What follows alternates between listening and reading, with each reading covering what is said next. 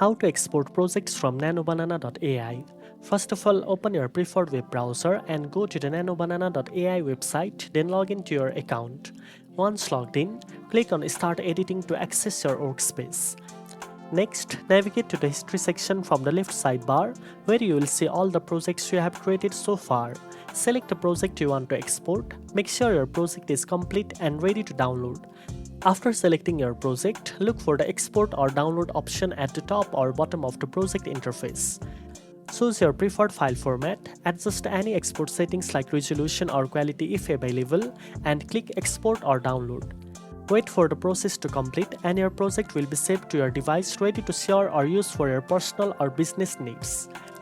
Now you know how to export projects from NanoBanana.ai efficiently.